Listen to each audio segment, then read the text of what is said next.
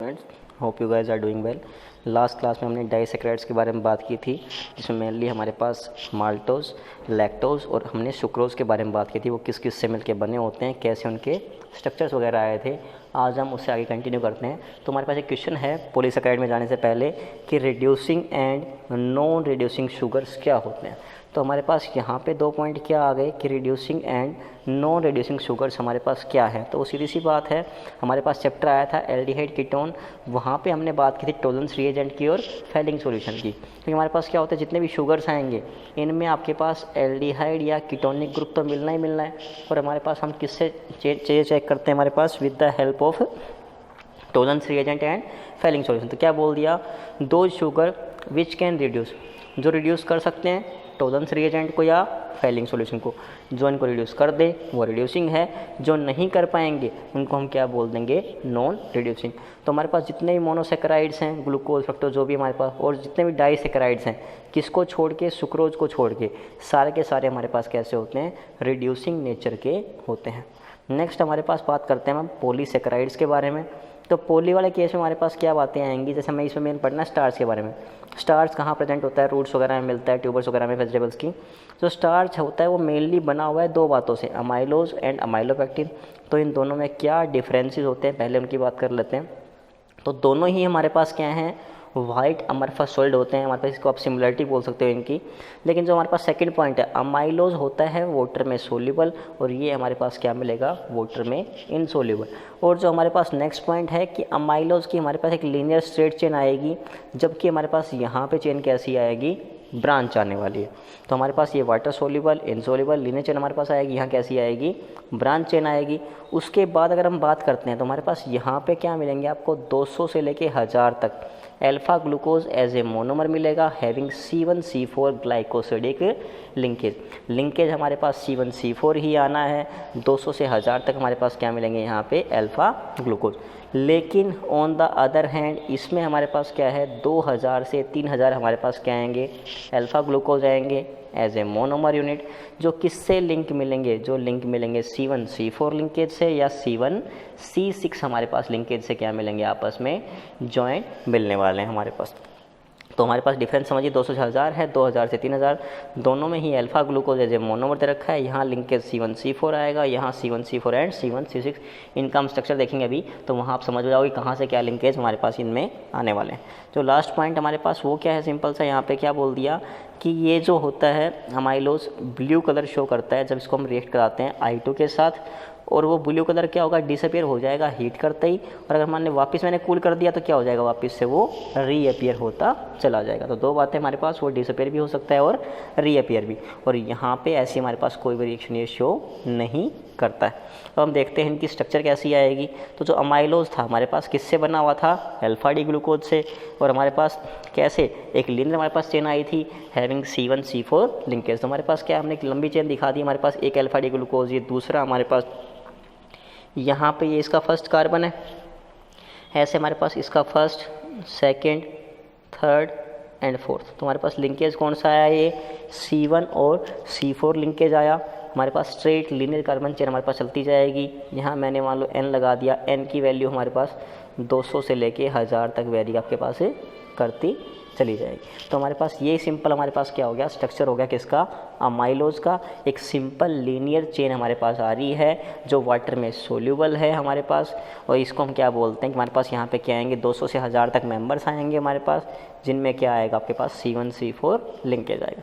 On the other hand जो हमारे पास amylose pectin है, उसमें क्या डिफरेंस आने वाला है, उसमें हमारे पास चेन्स ऐसे स्ट्रेट भी चलेंगी, साथ में वो ब्रांचिंग करती हुई भी चलेंगी। तो हमारे पास क्या है, जैसे हमारे पास ये चेन आ गई, तो यहाँ तो सिंपल कौन सा हमारे पास लिंकेज आएगा, C1C4 लिंकेज चलता जाएगा।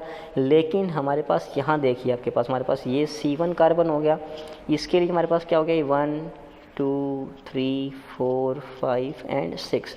तो तो हमारे पास C1C6 लिंकेज भी आ रहा है, C1C4 C1C4 C1C4 मतलब क्या है, जो लीनियर चेन्स आएंगी वहाँ तो मिलेगा C1C4 और जहाँ जहाँ ब्रांचिंग चलती जाएगी वहाँ हमारे पास आएगा C1C6 लिंकेज। तो हमारे पास इससे क्या होगा, ये ब्रांच स्ट्रक्चर बनता चला जाएगा। दूसरी बात कि हमारे पास यहाँ पे मेंबर्स भी ज़्यादा आएंगे, 2000 से लगभग 3000 के आसपास, और ब्रांचिंग हमारे पास ज़्यादा बढ़ती जाएगी। लिंकेज भी दोनों आएंगे, C1C4 भी लिंकेज आएगा हमारे पास और साथ में C1C6 लिंकेज भी हमारे पास यहाँ पे प्रेजेंट रहेगा। तो ये हमारे पास एक पोलोसेकेराइड था जिसके मैंने क्या बात किया, स्टार्च के बारे में, जो 2 पार्ट से कंपोनेंट से बना हुआ था हमारे पास, अमाइलोज एंड अमाइलोपेक्टिन। नेक्स्ट हमारे पास है सेलुलोज, जो मेनली किस में मिलता है आपके पास, जो मेनली मिलेगा प्लांट्स में। मोस्ट अबंडेंट सब्सटेंस है प्लांट किंगडम का। इसमें क्या होता है, बीटा डी ग्लूकोज मिलेगा एज ए मोनोमर। उसमें आया था अल्फा डी ग्लूकोज, इसमें क्या आ रहा है, बीटा डी ग्लूकोज। क्या डिफरेंस होता है बताओ कमेंट सेक्शन में हमारे पास कि अल्फा डी ग्लूकोज और बीटा डी ग्लूकोज एनोमर्स हैं या एपीमर्स हैं हमारे पास। तो हमारे पास क्या बोल दिया यूनिट्स, हमारे पास क्या वही सेम लिंकेज C1C4 लिंकेज आएगा। ग्लाइकोसिडिक 2000 से हमारे पास 3000 क्या होते हैं, मोनोमर यूनिट्स। तो हमारे पास यहाँ पे देखो वही है हमारे पास कि क्या रखा है, C1C4 ग्लाइकोसिडिक लिंकेज हमारे पास इनमें चलता चला जाएगा। तो इसको हम क्या बोलते हैं, बेसिकली सेलुलोज। यहाँ पे एक पॉइंट लिखा है, सेलुलोज को can not digest by human beings, हम इसको डाइजेस्ट नहीं कर सकते due to lack of cellulose digestive enzyme हमारे पास in the saliva of humans. हमारी सलाइवा में वो उस एंजाइम को डाइजेस्ट करने की कैपेबिलिटी नहीं होती है। तो इसलिए हमारे पास इसको कौन डाइजेस्ट कर सकता है, हमारे पास जो ग्रेजिंग एनिमल्स होते हैं, जैसे गाय होगी, भैंस वगैरह होगी, हमारे पास सिर्फ वही इसको क्या कर सकते हैं, डाइजेस्ट कर सकते हैं।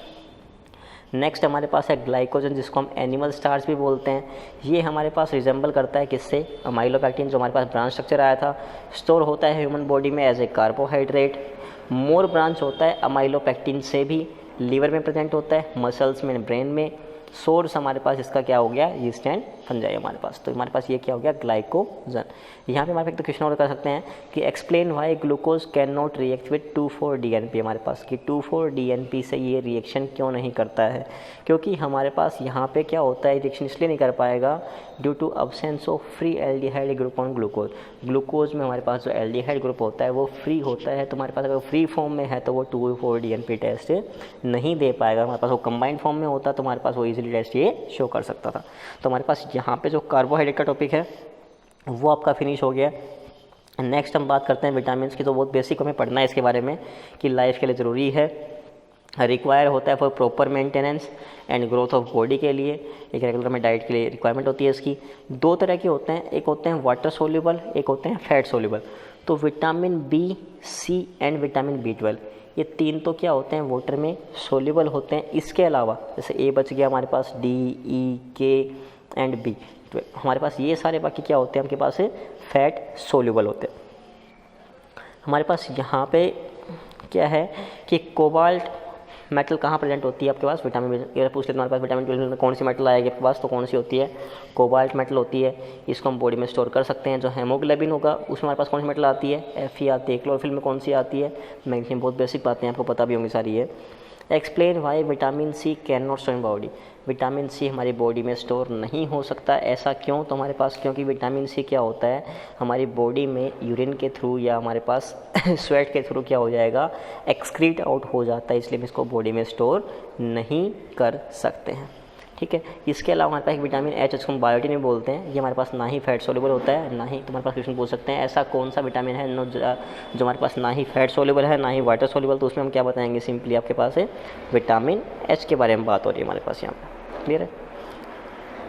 नेक्स्ट हमारे पास है अमीनो एसिड्स, इसको हम स्टार्ट करेंगे। तो हमारे पास अमीनो एसिड बेसिकली क्या होता है, एक हमारे पास ऐसा ग्रुप दे रखा है, एक ऐसा कार्बन एटम जिसके चारों तरफ हमारे पास जो 4 बॉन्ड बनाएगा वो अलग अलग ग्रुप ऑफ एटम से बना रहा है। एक कार्बोक्सिलिक एसिड हमारे पास नेसेसरी है, एक अमीन ग्रुप नेसेसरी है हमारे पास, बाकी हमारे पास H और R ग्रुप कुछ भी वेरी कर सकता है। इसको हम बोलते हैं बेसिकली अल्फा अमीनो एसिड। तो अल्फा अमीनो एसिड हमारे पास क्या बोल दिया, एक एसिडिक हमारे पास CH ग्रुप पक्का मिलेगा और बेसिक हमारे पास NH2 ग्रुप इसमें पक्का मिलना ही मिलना है। तो हमारे पास यहाँ पे क्वेश्चन आ जाता है कि explain the amphoteric behaviour of alpha amino acid, या इसको हम बोलते हैं ज्विटर आयन। आपके पास zwitter ion structure of amino acid. तो आपके पास ये अमीनो एसिड आया था, आपको पता है ये एसिडिक पार्ट है, तो एसिडिक पार्ट से क्या निकाल सकता हूँ मैं, H+ निकाल सकता हूँ। ये H+ निकाल के आपने बेसिक पार्ट को दे दिया कि क्या हो जाएगा, NH3+, तुम्हारे पास क्या आ गया, COO- NH3+। तुम्हारे पास सेम मॉलिक्यूल में हमारे पास 2 आयन आ गए, हमारे पास एनायनिक पार्ट भी आ रहा है, कैटायनिक पार्ट भी आ रहा है, तो इसी को हम क्या बोलते हैं, ज्विटर आयन बोलते हैं। तो हमारे पास सिंपल सी चीज़ को हमने क्या बोल दिया कि ये एम्फोटेरिक बिहेवियर हमारे पास आ रहा है, एसिडिक भी आ रहा है एज वेल एज बेसिक भी आ रहा है, और हमारे पास दोनों चार्ज आ रहे हैं प्लस माइनस, को हमने क्या बोल दिया, ज्विटर आयन फॉर्म। तो यहाँ तक आपको करना है। Till take care, stay blessed, stay at home.